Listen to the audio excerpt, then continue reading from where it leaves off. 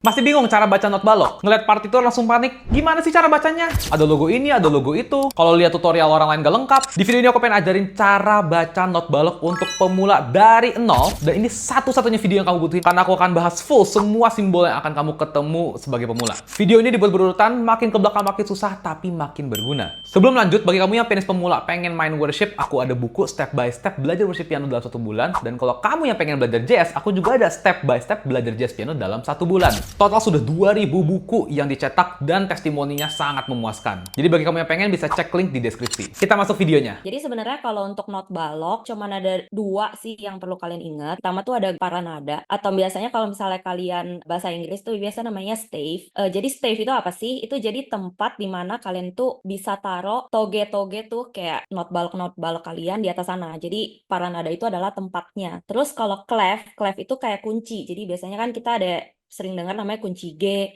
kunci F, kayak gitu kan. Nah, clef itu kayak gitu. Jadi kunci. Jadi ini 2 adalah yang paling utama harus teman-teman ingat. Nah, jadi di stave atau paranada itu kita punya 5 garis dan 4 ruang. Jadi ada 5 line dan 4 space. Jadi paranada ini akan menunjukkan dari A, B, C, D, E, F, G. Biasanya kan dari C ya, kita mulai C, D, E, F, G, A, B, C. Itu. Nah, kalau clef sendiri ini adalah tanda yang ditempatkan di awal paranada. Kenapa? Ini tuh untuk jadi patokan buat kalian biar tahu kalian ini akan main di tangan apa biasanya. Nah, teman-teman, kenapa ini disebut dengan G clef? Karena kalau teman-teman sadar, ujung dari G clef itu yang dibuletin itu menunjukkan not G pada paranada. Jadi mulainya itu titik awalnya itu di G, di garis kedua dari bawah. Nah, kalau F juga sama nih. Kenapa disebut F? Karena ujung dari yang kayak bentuk telinga itu, mulainya itu kita dari F. Terus selanjutnya G clef dan F clef. Biasanya kan kalau kita main 2 tangan, itu kalau teman-teman lihat not balok pada umumnya, itu biasanya G clef dan F clef itu akan ditulis atas bawah. Kalau misalnya teman-teman main 2 tangan. Nah, contoh penulisannya kayak gini. Jadi misalnya tangan kanan itu kita mainnya G clef. Tangan kiri kita mainnya F clef. Oke, aku sekalian clarify biar teman-teman paham nih maksudnya dari middle C itu yang mana. Jadi kalau sebenarnya ada piano lengkap nih. Kalau ada piano lengkap, maksudnya middle C itu tuh adalah yang ini. C3. Kok di sini C4? Empat. Ya C4. Padahal di sini di keyboard aku sebenarnya C3. Tapi ini gitu. Yang di tengah-tengah ini nih, ya. Di tengah-tengah ini adalah namanya middle C. Jadi dari sini sampai atas itu ditulis dalam kunci, bukan kunci, dalam G clef. Treble clef. Yang treble clef ya. Dari sini sampai bawah itu tuh tulisannya dalam F clef. Ya, jadi maksudnya itu ya teman-teman ya. Jadi middle C nih, C yang benar-benar di tengah-tengah, yang ngepas. Nah, ini yang tadi barusan Dev jelasin. Jadi kalau di piano, kita kan punya tuts hitam dan putih. Kalau kita total itu, C paling awal tuh sampai ada C8. C4 itulah yang di tengah. Nah, middle C ini, kalau di treble clef, itu dia posisinya adalah di bawah. Nah, kalau di tangan kiri, bedanya adalah kin garis dan bulatnya itu di atas. Jadi, yang dimainkan di treble clef sama di bass clef itu sebenarnya sama aja, cuman beda penulisan aja. Ini sih contoh aja ya. Jadi kan kita dari middle C.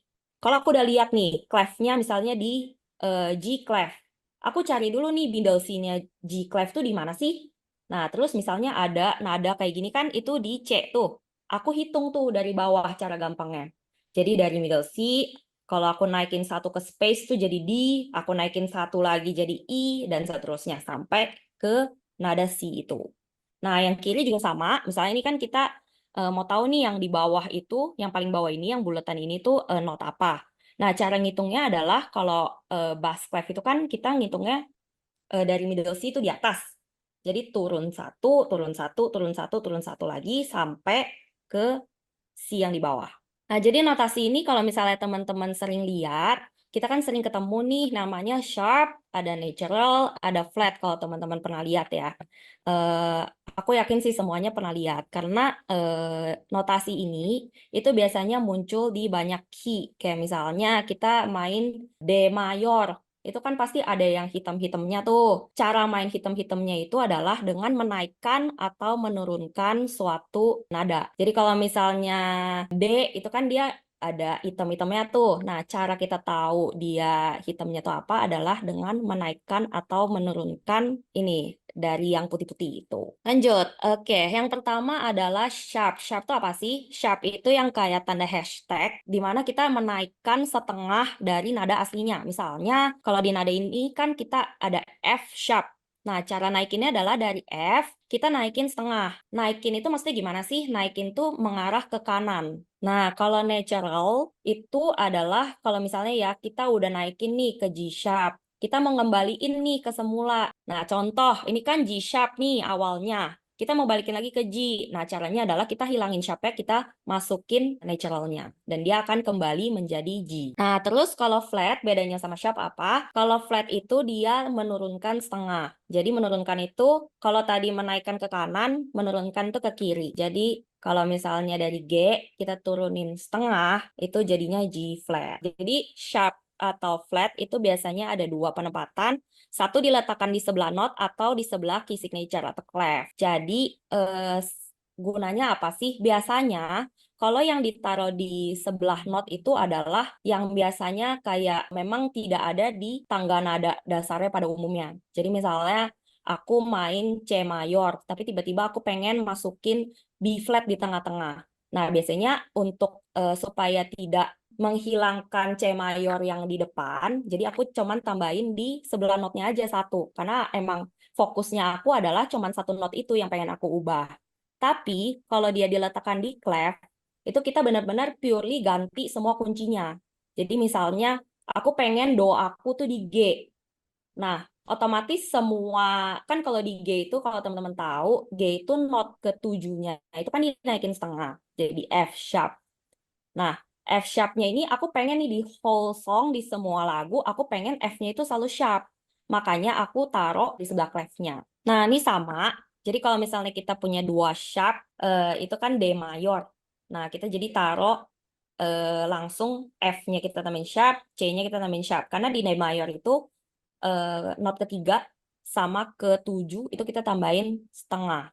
Jadi sebenarnya ini teman-teman itu nggak usah terlalu ribet mikirnya. Itu kita udah ada namanya sistematika untuk penulisan, kayak penulisan sharp itu kalau misalnya satu satu sharp doang itu harus F. Nah, ini juga kita udah bagiin sedikit cheat sheet lah kalau misalnya teman-teman lihat nih di not balok. Sebenarnya paling gampang adalah gimana caranya teman-teman mau tahu dia mainnya di kunci apa adalah teman-teman lihat di paling depannya. Jadi paling depannya itu kan dia ada clef tuh.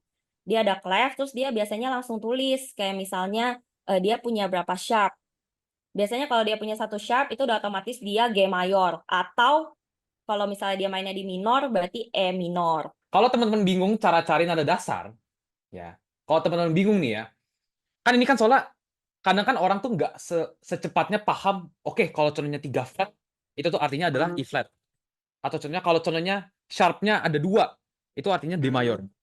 Orang kan nggak secepat itu nangkepnya. Jadi sebenarnya ada cara jalanan. Ini tips jalanan nih, ya. Nah, ada 2 nih. Ada yang flat, ada yang sharp.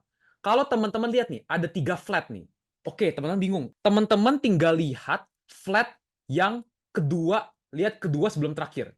Teman-teman lihat, ini kan di E kan ya. Di spasi keberapa nih? 1, 2, 3, 4. Di spasi keempat, itu kan adalah E. Artinya itu adalah kunci E flat. Kalau sharp itu triknya, teman-teman lihat yang paling terakhir terus naikin 1. Jadi kan ini kan fa, do, terus sol. Ada 3 sharp kan. Teman-teman lihat yang paling terakhir nih. Ini kan adanya di kunci G, artinya di note G kan. Untuk tahu nih, ini tuh adalah kunci apa, tinggal naikin 1. Jadinya do sama dengan A. Jadi di dalam sebuah lagu itu kalau teman-teman lihat toge-togenya itu tuh bentuknya berbeda-beda. Itu menandakan bahwa notasi tersebut dimainkannya ketukannya berapa banyak. Nah, ini namanya udah namanya lengkap semua. Namanya contohnya whole note. Nah, itu tuh 4 ketuk tuh. Jadi kalau teman lihat nih, ada satu bar isinya cuma bulat, putih, zret, kelar. Nah, itu artinya teman-teman memainkan itu durasinya sama 4 ketuk. Yang kedua adalah half note. Half note itu 2 ketuk. Itu yang toge tapi isi togenya kosong. Yang ketiga yang quarter note. Itu tuh yang toge tapi isinya full. Yaitu yang durasinya 1 ketuk. Yang keempat 8 note. Ini yang toge ada cabangnya dikit. Nah, itu setengah ketuk. Yang kelima adalah 16th note. Note itu ada durasinya. Tapi istirahat juga ada durasinya. Nah, jadi space itu juga ada. Ada yang namanya whole note rest, half note rest, quarter note ini yang paling sering muncul nih, yang kayak aku tuh kalau gambar itu kayak 3 tapi ada ekornya dikit. Nah, terus ini eighth note rest sama 16 note rest. Emang ini harus ujung-ujung dihafal sih teman-teman. Nah, tadi kan kita belajar clef-clefnya nih. Nah, itu masih one piece of the puzzle. Ini aku pengen ngelengkapin the other piece of the puzzle. Jadi, time signature itu adalah banyaknya nilai note di dalam satu bar. Oke? Bar itu apa? Bar itu tuh yang garis, garis, garis, garis. Nah, satu bar itu tuh adalah ini nih. Nah, ini satu bar. Ya. Itu arti dari bar. Time signature itu tuh yang ini nih. Ada angka di atas sama angka di bawah. Maksudnya apa? Maksudnya yang angka pertama, yang top number itu banyaknya bit tiap bar. Artinya ketukan. Berapa sih banyak ketukan di satu bar itu? Yang bottom itu adalah setiap satu ketukan itu tuh nilainya berapa. Dalam artian gini, kalau contohnya nih, tadi kan ada yang namanya quarter note. Ya, ini tuh artinya seperempat. Nah, inilah maksud dari, ini kan 4/4. Artinya ada 4 ketukan di mana setiap ketukan itu not seperempat. Jadi di dalam satu bar itu bisa muat 4 toge yang gak ada cabang. Jadi ini akhir videonya. Bagi kamu yang pemula pengen banget belajar piano dari nol dalam 7 hari aja bisa nonton video ini. Dan bagi kamu yang pengen belajar chord manis bisa nonton video ini.